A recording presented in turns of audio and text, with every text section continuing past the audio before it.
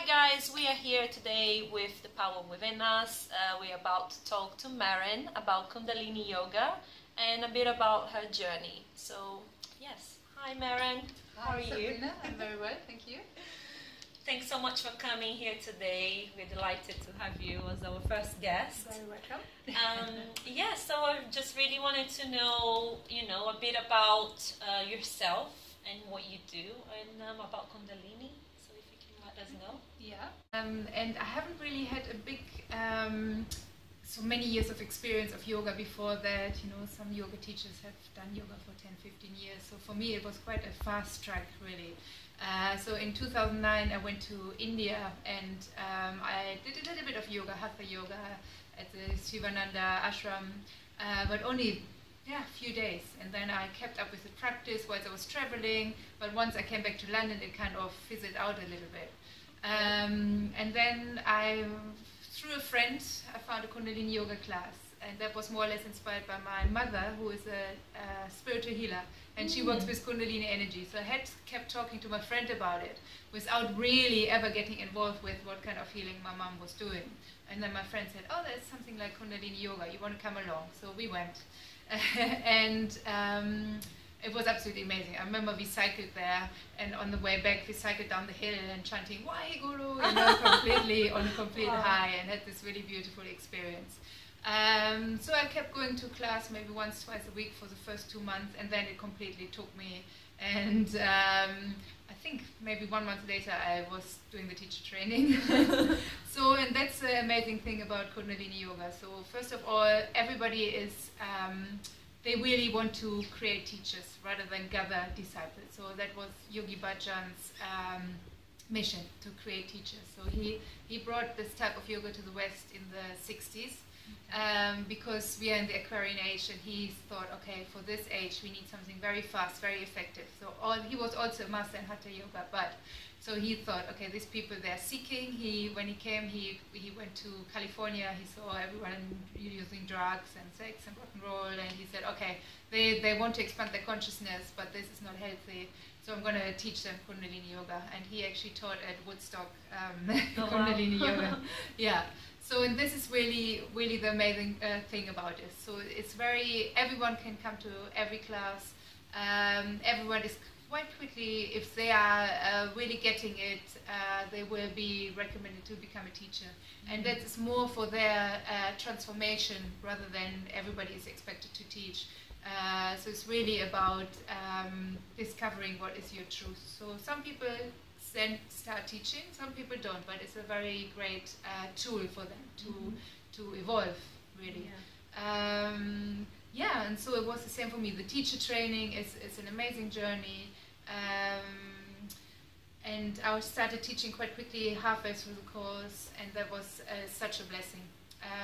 Because I see how people respond and how I really can inspire them and touch them, help them, give them tools to live a healthy, happy life. So my background is as a social worker, so I always wanted to help people, but it was kind of, as a social worker, that wasn't the right way. So it was a lot of pressure. I felt very frustrated. I couldn't spend enough time with my clients. And I then gave too much and then burned out, more or less, And then now through Kundalini Yoga, I feel I can really give something to people who need it by sharing the teachings. So just briefly, so that you know what Kundalini Yoga is. So it's also called the Yoga of Awareness. It's a very holistic practice. It's about healing, bringing mind, body, spirit in balance. And as I said before, connecting with your soul and what is your soul purpose.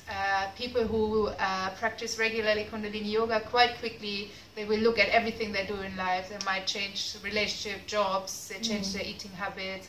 They start something creative because they're much more in touch with their higher self. So yeah.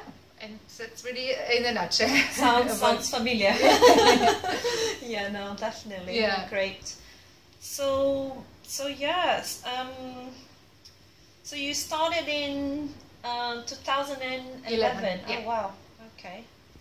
And was it challenging at all for you, or it was the teacher training, or the whole journey? The whole journey. So yeah, it's quite a roller coaster, and because you're looking at a lot of aspects in you, so a lot of dark stuff as well. It's not just the I'm holy. No, it's everything that all that garbage you have accumulated over years. You are faced with.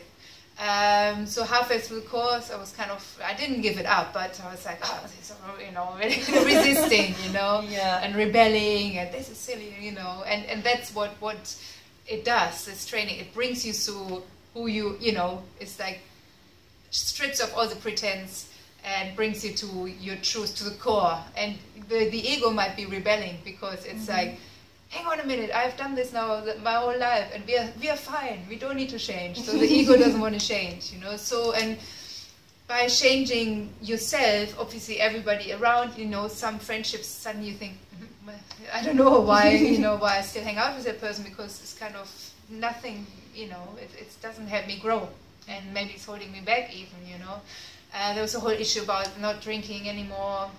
So that was difficult because people were like, from one extreme to the other, come, have one at least. So people didn't want to accept it because it made them look at themselves as well and their behavior, and they kind of felt a bit patronized, or I don't know.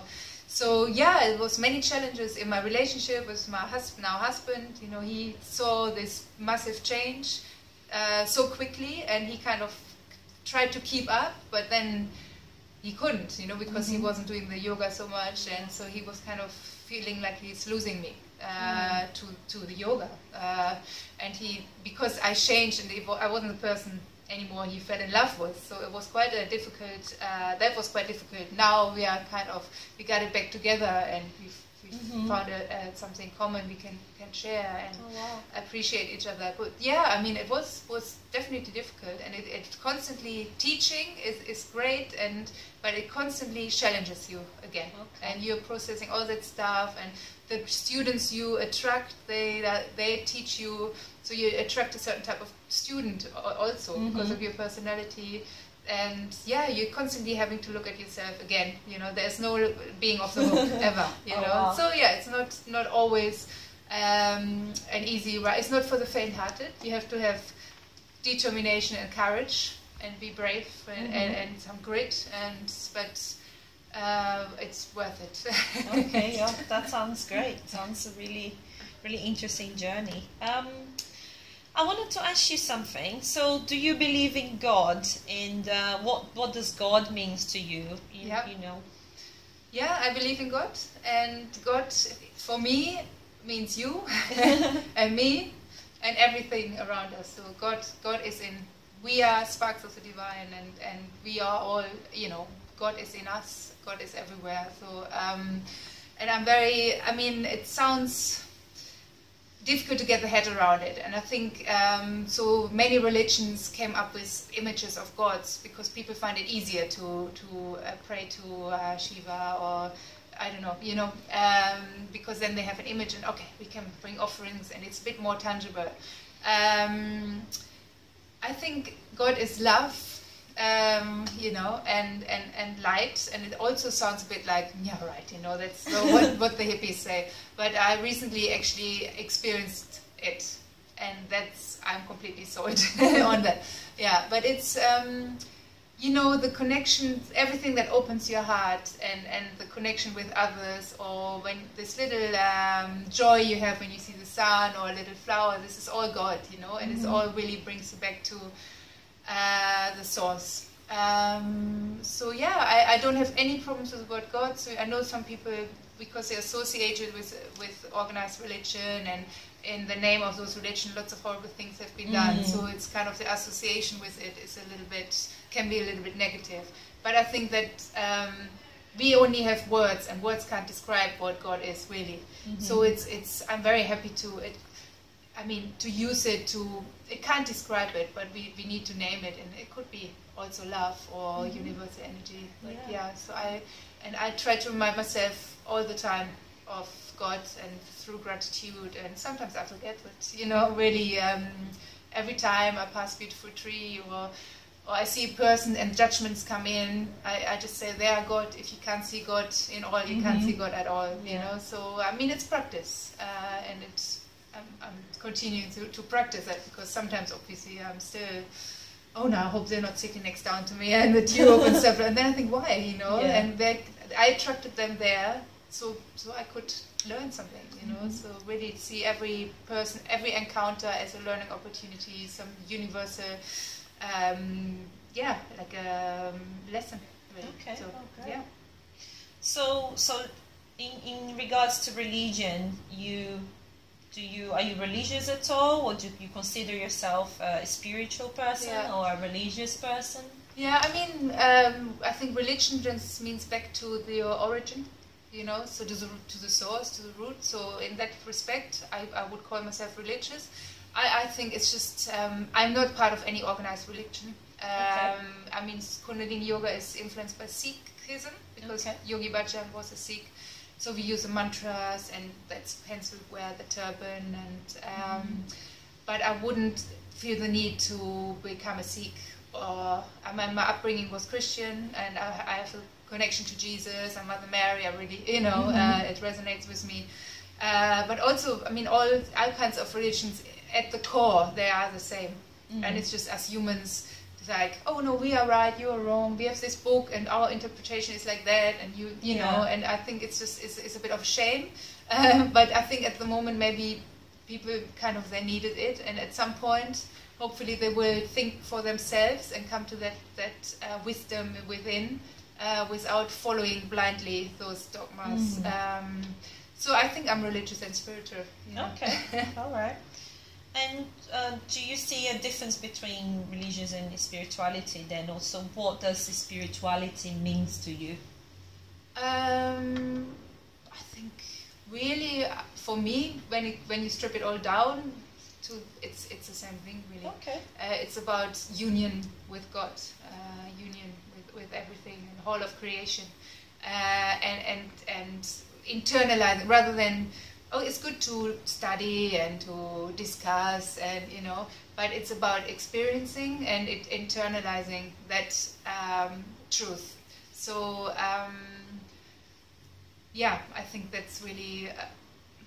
I wouldn't want to make the differentiation. I think it's just it's not necessary. Sure. It's just about my truth and being at one with the creation, trying to internalize it. You know. Okay. And, yeah. Great. People are talking a lot about this ascension movement. It's one of the topics that we talk about in our website as well quite a lot. So, do you believe in that, and what does it mean to you? So I definitely think will be a whole shift, or there is already a shift in consciousness. So more and more people are seeking, like things like yoga become very mainstream, and sometimes we might think, oh, there's yoga in gym, and it's not really. But if it might be a stepping stone for many people. So people kind of, I read today what differentiates us from animals is that we have this yearning. We want to know why. Who are we? Why are we here? And I think more and more people wake up to that. It's like, okay, I want to connect to this strengths within, to my higher self. They might not even know it, but they are drawn to certain practices.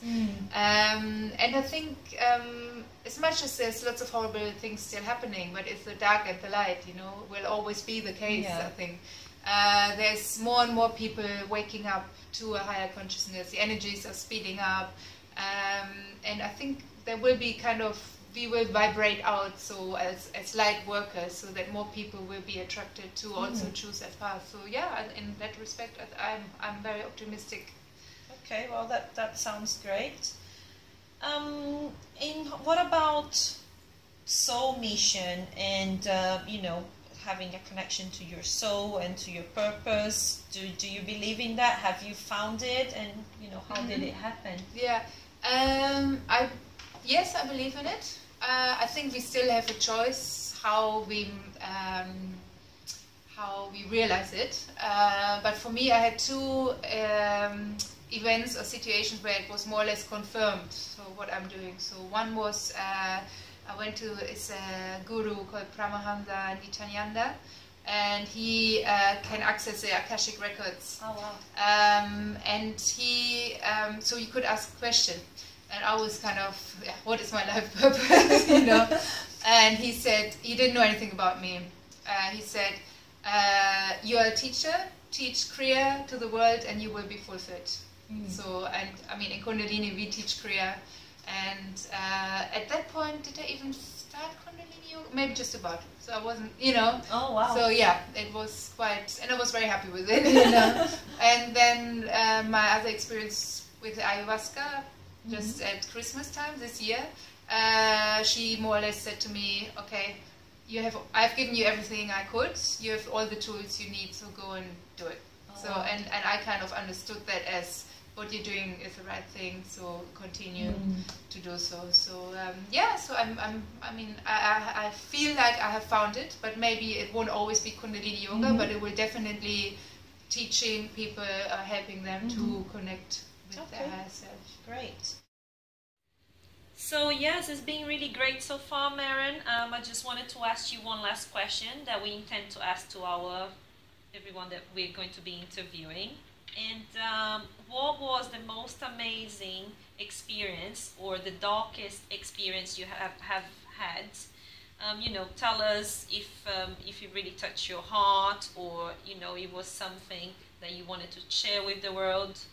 Yes. Okay, so the first one that springs to mind was also the ayahuasca experience, but I think it was it really took what was there in me to work with. So I've done the work with Kundalini now for a few years. I've also done a lot of work with my mum, healing work, and you know, we really want the Kundalini to rise. And in Kundalini Yoga, it's very gradually and safe. So we use mantras to protect the practice, and it said you never get more energy than you can deal with. So, and you know, I definitely felt that, but it was, I mean, the most intense was on the ayahuasca, because it was really a complete Kundalini awakening, which maybe I would have never had in that way through Kundalini Yoga. Maybe I might have, but I mean, that was really when I said, so I could feel that I'm this love, and there's nothing else. It's just love and light, you know. And the energy was just rising up like unstoppable, and it was wonderful. And I think we get these experiences as a reminder. So when maybe things are not going so well, or we have a little bit of a, I don't know why I'm doing this, it's kind of a reminder of it's there, you have experienced it, and there's no denying it, and it's always there, you just need to access it, you know. So it was wonderful. I had a few Kundalini experiences that were a little bit difficult, because they were quite tough on the body, because if there are blockages in the body and the Kundalini tries to rise, then it can be quite, so I felt like I had heavy weights rolling up my arms and all kinds of stuff, you know, or somebody was lying on top of me, or I couldn't move, or when I did my own energy work. But because I was prepared quite well by my mum, and she gave me literature, so I knew that it was fine. It was part of the cleansing process, because the energy channels have to be cleansed before the Kundalini can rise the right way, so Shumna, so the central channel. So yeah, I mean, there were many things that were remarkable on that journey, and that kind of, all the efforts kind of came together in the ayahuasca ceremony. I think ayahuasca just picks you up where you are at and shows you, and so that was the most beautiful. But what I always wanted to say, for me, it's always when I see students grow, that is the most wonderful thing. And they just come, maybe by chance, even never heard of Kundalini Yoga, and then you just see them change under your eyes in like a very short period of time, and that's, I'm very grateful, and it's the most wonderful thing, really. Yeah. Right. Well, thank you so much for coming. It's really lovely having you here. And yes, it'll be lovely to see you on your workshop as well on Sunday. And yeah, thank you very much for inviting me.